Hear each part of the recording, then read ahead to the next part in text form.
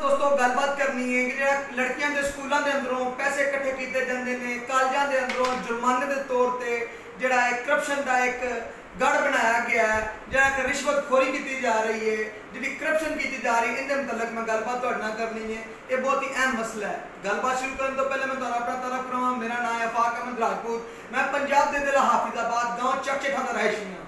दोस्तों एक दो दिन पहले चंद दिन पहले girls college Sharki side Hafizabad उनके अंदर साढ़े पिंड के एक लड़के के कोलों उनकी सिस्टर के कोलों जुर्माने के पैसे ले गए तो मजीद नाले उनके नाल क्लर्क ने बदतमीजी की। उनके ऊपर मैंने रिपोर्ट मिली, मैं सख्ती के नाल एक्शन लिया तो उनके क्लर्क को असां माफ़ी मंगवाई, जुर्माने वापसी करवाए तो असां प्रिंसीपल में एक वार्न कर दिता नैक्सट टाइम अगर ये मामला आएगा तो असीं माफ़ी नहीं देंगे तो इन्हां इस पूरे स्टाफ को कैफे किरदार तक पहुँचावांगे।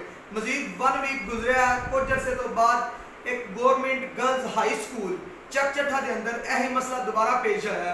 बच्चों के कोलों पैसे इकट्ठे किए जा रहे हैं, कभी जी बिजली का सानू बिल जमा करवाना है तो सानू पैसे इकट्ठे करो, कभी जी जो ना गवर्नमेंट ने आर्डर जारी किया इलैक्शन करवाने का उस बहाने 100 रुपया इकट्ठा किया गया।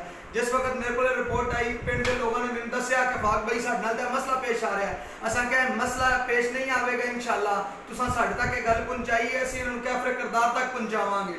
उस दिन प्रिंसीपल ने बच्चियां सारियां उनके पैसे वापस किए हैं जो 50-100 इकट्ठे किए सन तो मजीद असां उस प्रिंसीपल ने वार्न कर दिता है कि जी टीचर इस मामले में मुलवस होएगी उन्होंने असीं कैफे किरदार तक पहुँचावांगे।